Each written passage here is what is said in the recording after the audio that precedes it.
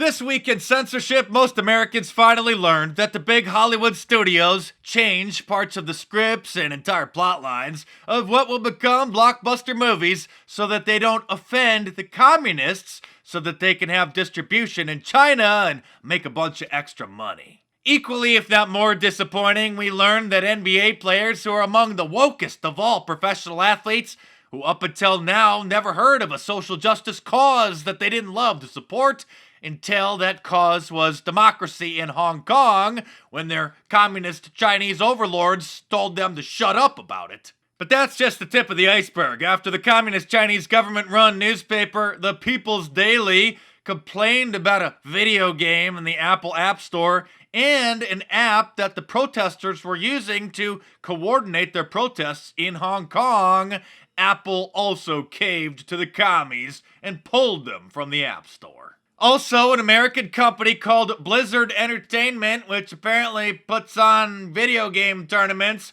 banned one of their players and took his $10,000 prize money from one of the tournaments after he voiced support for the demonstrators in Hong Kong. Last year, Marriott Hotels fired an employee because he liked a tweet that supported independence for Tibet, because that offends the commies too. Some folks over at Reddit have compiled a list of what appear to be even more instances, including Mercedes-Benz supposedly apologizing to China after they quoted the Dalai Lama on Instagram, American Airlines and Delta and United deleting any mention that Taiwan is its own country after China got upset with them, Audi apologizing for a similar instance, Ray-Ban, the sunglass company, apologizing to China. And I have a feeling we're going to be learning about many more. Apparently CNN has a sports division. This is the first that I'm hearing about it. Seriously, it's called CNN Sports.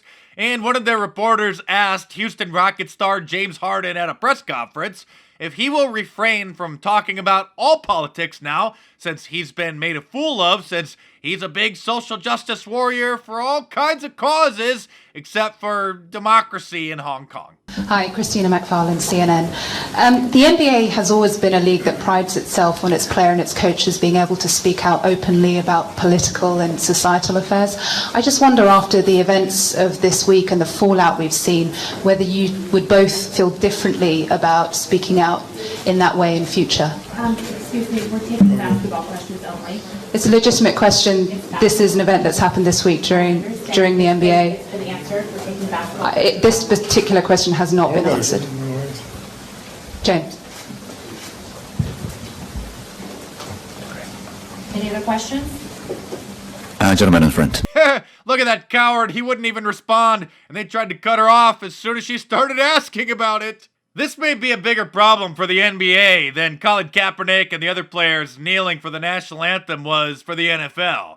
Because probably half the country thought that was for a good cause, for social justice, but in this case, everybody sees the players as a bunch of cowards and hypocrites and bowing down to the communists. I could be wrong, though, because the Democrats do have more in common with the communist Chinese government than they do with our great republic here in the United States. Speaking of this great country, our great president held a rally in Minneapolis, Minnesota yesterday when he was addressing Joe Biden's son, Hunter Biden, and had this to say to him. And your father was never considered smart. He was never considered a good senator. He was only a good vice president because he understood how to kiss Barack Obama's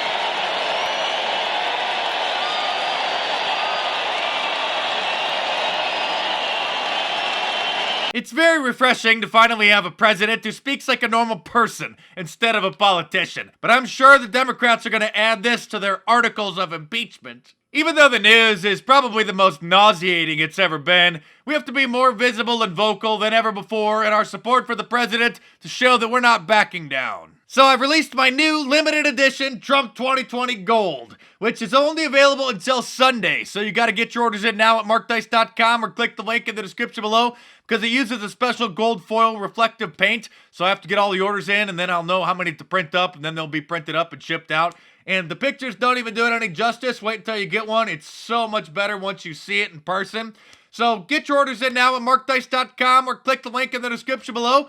And like all of my designs, it is available in a t-shirt, long sleeve, and a hoodie. So head on over to the store and check it out.